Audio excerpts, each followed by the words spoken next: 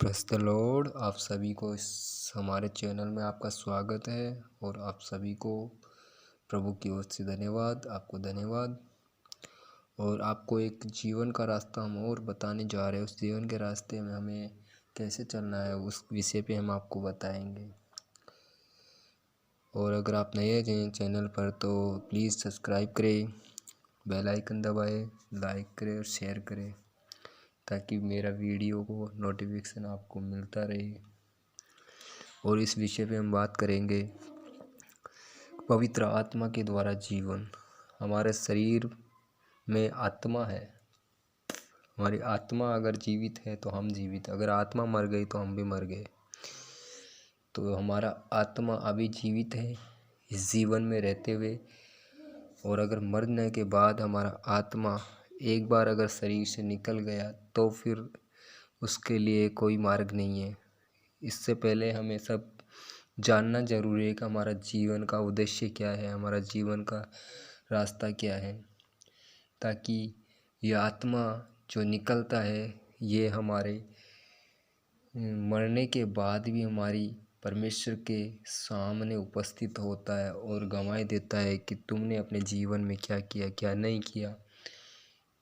तो कुछ लोगों का समझना है यह है कि कुछ लोग ये समझते हैं कि मरने के बाद हमारा पूर्ण जन्म होगा या दोबारा जन्म होगा। प्रियजनों, बाइबल में ऐसा कुछ भी नहीं लिखा हुआ है। आप कोई सा भी शास्त्र उठा के देख लो, उसमें ऐसा नहीं लिखा हुआ है कि पूर्ण जन्म प्राप्त होगा। आप उसमें ऐसा कुछ नहीं है। और अगर आप बाइबल में देखेंगे, बाइबल में जो कि पवित्र बाइबल है, पवित्र पिता परमेश्वर ने जो अपने मुख से कहा प्रभु यीशु मसीह के द्वारा, तो वो एक सत्य वचन है। उसने कहा कि पवित्र आत्मा के द्वारा जीवन जीने का रास्ता दिया उसने। तो पवित्र आत्मा के द्वारा हम अगर यहाँ रहते हुए, जीवन में रहते हुए जीवन बिताते हैं तो हमारा आत्मा डायरेक्टली परमेश्वर के सामने उपस्थित होता है। अन्यथा अगर जब तक हम सच्चे ईश्वर को नहीं जानेंगे तब तक हम मर भी जाएंगे तो हमारी आत्माएं भटकेगी। और जब ये संसार का न्याय होगा परमेश्वर के सामने तो वो आत्माएं नरक के अंदर डाली जाएगी, जिन्होंने इस पृथ्वी पे रहते हुए विश्वास कर लिया और अनंत जीवन का रास्ता पकड़ लिया और पवित्र आत्मा के द्वारा चलना सीख गया, तो उसके लिए रास्ता खुल जाएगा। उसके लिए स्वर्ग स्थान में उसका नाम लिखा गया है। तो प्रियजनों, जो विश्वास लाता है उसी का नाम स्वर्गीय स्थानों में लिखा गया है।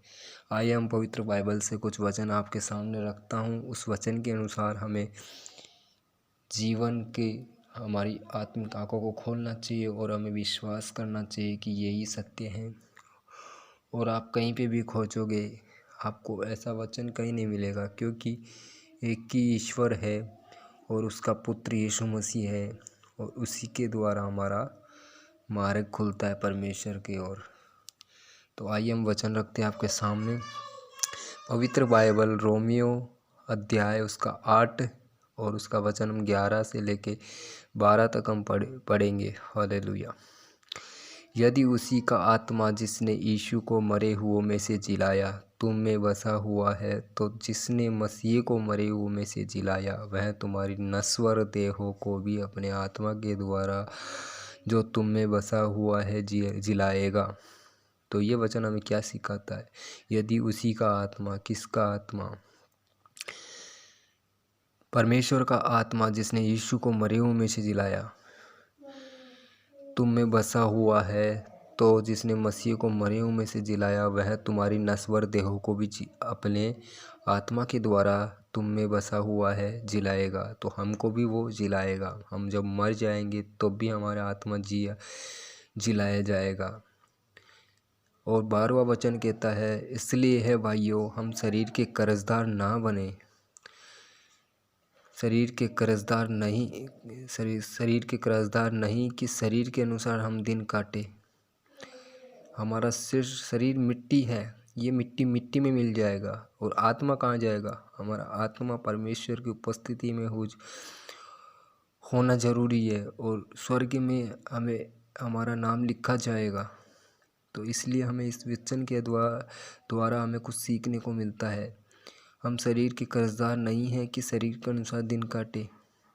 हम परमेश्वर के कार्य करें, भले कार्य करें और पवित्र आत्मा के द्वारा चाल चलन चले, विश्वास के द्वारा है।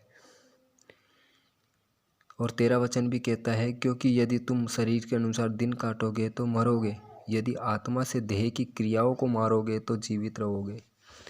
तो ये वचन हमें सिखाता है कि हम हर वो बुरे काम जो हमारे शरीर से या प्राण से, हमारे मन से होते हैं, गुनाह होते हैं, जाने अनजाने में हम पता नहीं कितने गुनाह कर बैठते हैं शरीर से या अपने मन से, हमारे विचारों से कितना गुनाह कर बैठते हैं।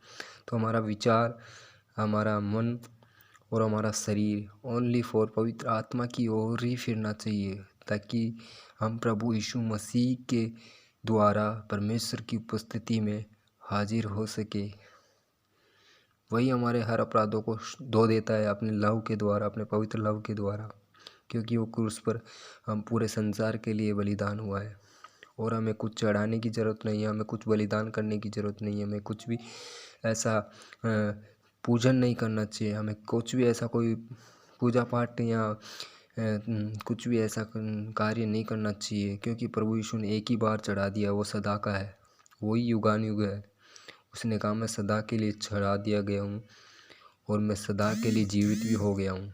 तो वचन कहता है, यदि उसी का आत्मा जिसने यीशु को मरे हुए में से जिलाया, 11वां वचन, तुम में बसा हुआ है, तो जिसने मसीह को मरे हुए में से जिलाया वह तुम्हारे नश्वर देह को भी जिलाएगा, अपने आत्मा के द्वारा जिलाएगा। इसलिए भाइयों, हम शरीर के कर्जदार नहीं कि शरीर के अनुसार दिन काटे, क्योंकि यदि तुम शरीर के अनुसार दिन काटोगे तो मरोगे, यदि आत्मा से देह की क्रियाओं को मारोगे, यानी शरीर की बुरी अभिलाषाओं को, क्रियाओं को, बुरी लालसाओं को आप